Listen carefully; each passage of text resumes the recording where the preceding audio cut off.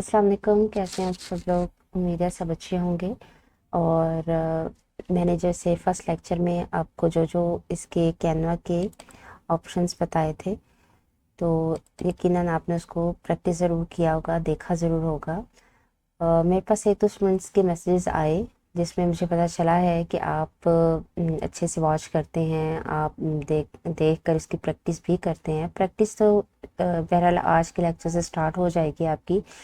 और बहुत से स्टूडेंट्स से पूछना भी शुरू कर दिया था कि इसको किस तरह से करना है। अगर हम कोई प्रेजेंटेशन बना रहे हैं, अगर कोई पोस्ट बना रहे हैं, तो हम किस तरह से साइज़ उसका मेंशन करेंगे, ये वो सब। मतलब ये है कि फ़र्स्ट लेक्चर में मेरा इंट्रोडक्शन देना था, तो वो जस्ट मैंने आपको इंट्रो दिया था। सेकंड लेक्चर में आपको इंशाल्लाह स्टार्ट करूँगी प्रेजेंटेशन से। तो प्रेजेंटेशन का मैंने पेज ओपन किया है, और मैं आपको ये भी बता दूं कि मैंने कहाँ से ओपन किया है। यहाँ से हम, ये होम पेज है, होम पेज में यहाँ पे सेकंड ऑप्शन है प्रेजेंटेशन का। प्रेजेंटेशन हम आज बनाएंगे। प्रेजेंटेशन हम किसी भी चीज़ की बना सकते हैं। आप अगर कोई भी चीज़ किसी को मतलब सेंड करना चाहते हैं, कुछ लिखा हुआ सेंड करना चाहते हैं, किसी को विश करना चाहते हैं, किसी की वेडिंग एनिवर्सरी है, किसी का मतलब है कि बर्थडे है, तो आप वो प्रेजेंटेशन बना सकते हैं। आप इसकी जो लेंथ और ब्रेड्थ है, इसका साइज़ है, यहाँ पर मेंशन हुआ होता है।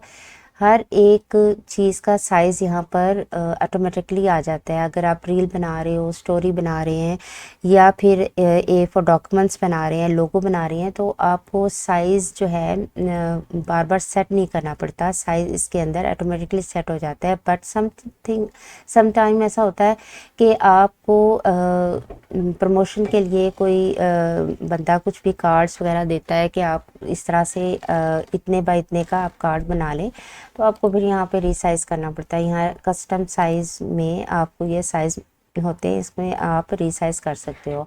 आमतौर पे किसी भी कार्ड का और प्रेजेंटेशन का जो साइज़ है यही होता है 1920 बाय 1080। तो हमने ये पेज ले लिया। अब इसको हम लोगों ने क्रिएट करना है। अब जैसे किसी भी फ्रेंड की, कज़न की बर्थडे है, हम उसको क्रिएट करना चाहते हैं, कार्ड एक बना कर सेंड करना चाहते हैं। यहीं से ही अगर हम लोग यहाँ टेम्पलेट ले लेते हैं इजीली, तो ये चूँकि आपको मैं एज अ प्रैक्टिस आपको बता रही हूँ कि आपको इसकी प्रैक्टिस भी करनी है। देन ये मतलब एग्जाम्पल के तौर पे मैं आपको ये दिखा रही हूँ कि ये अगर आपने इस तरह का एक कार्ड बनाना है, तो आपको इसकी ये थीम पसंद नहीं आ रही है, आपको इसका बैकग्राउंड अच्छा नहीं लग रहा, आप इसको यहाँ पे कलर मेंशन है इसका, आपने ऐसे राइट क्लिक करके यहाँ पे इसका कलर, बैकग्राउंड कलर आ जाता है। इसको आपने अगर चेंज करना है तो यहाँ से आके चेंज कर सकते हैं। ठीक है, ग्रेडियंट्स ले सकते हैं, ग्रेडियंट्स मिक्स कलर्स होते हैं, ग्रेडियंट्स में चले जाते हैं हम। ठीक है, इसके बाद अब यहाँ पर जो अवर पार्टी लिखा है, यहाँ पर अवर पार्टी की जगह बर्थडे लिखना चाहते हैं, आप यहाँ पे बर्थडे लिख सकते हैं। जैसे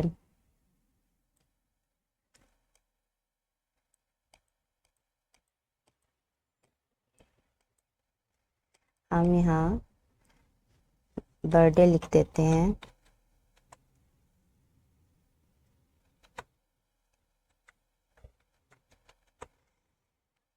और इसको हम सेट कर देते हैं बर्थडे लिखकर। ये ठीक है, इसको हमने सेट कर दिया है। इसको मूव करके हम यहाँ कर देते हैं। अब फॉर एग्जांपल ये चीज़ हमें अच्छी नहीं लगी, इसको डिलीट कर देते हैं। यहाँ हम बेस्ट विशेस लिख सकते हैं। अब ये चीज़ यहाँ पे जस्ट एक है, हम चाहते हैं कि 3-4 और होने चाहिए। अब सिंपल इसको हम कॉपी कर लें, कॉपी करके हम यहाँ पे ले आते हैं, तो इसको हम थोड़ा सा रोटेट कर दें। देन फिर इसको हम कॉपी करते हैं, कॉपी करके हम यहाँ पर ले आते हैं और रोटेट करके इसको यहाँ सेट कर देते हैं। ठीक है, और अगेन इसको कॉपी करते हैं और कॉपी करके इसको यहाँ सेट कर देते हैं। ठीक है, ये हो गया। ठीक, अब जिसकी बर्थडे है हम यहाँ पर उसका नेम लिख सकते हैं, ये टेक्स्ट का ऑप्शन है, टेक्स्ट कर देते हैं। और ये है, आप इसको यहाँ पर, यहाँ से मूव करें, इधर हम टेक्स्ट लिख देते हैं।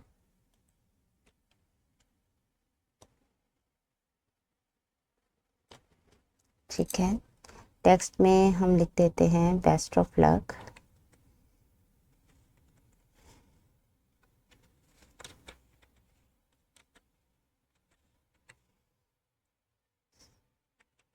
Best of luck. अब इसका जो टेक्स्ट है ब्लैक है, हमने इसको चेंज करना है।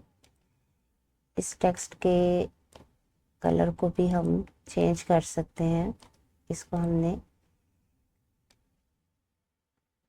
सेलेक्ट किया और ये देखें ऊपर ब्लैक मेंशन है, हमने ब्लैक में नहीं जाना, वाइट हमें ठीक लगेगा, वाइट में चले जाते हैं।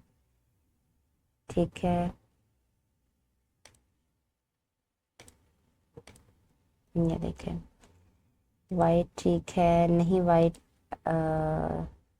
सॉरी वाइट नहीं है ये, यहाँ से हम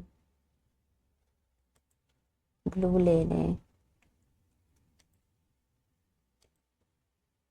ठीक है, और इसके बाद यहाँ आप कुछ भी राइट कर सकते हैं, और मतलब जिसकी बर्थडे है उसका नाम लिखते हैं, विशेस लिखते हैं यहाँ। अब ये फ्रेम है, फ्रेम आपको यहाँ अच्छे नहीं लग रहे, इसको मूव कर सकते हैं। ठीक है, इसकी सेटिंग चेंज कर सकते हैं। और सबसे बड़ी बात कि आपके पास अगर फ्रेंड की कोई पिक है, आप उसको इसमें लगा सकते हैं। डिलीट इमेज, हम अपलोड में जाएंगे। अपलोड में आपने पिक्चर्स होती हैं, अब ये मैंने पिक्चर नेट से ली है, आप भी ले सकते हैं, कोई भी पिक ऐड कर सकते हैं इसमें।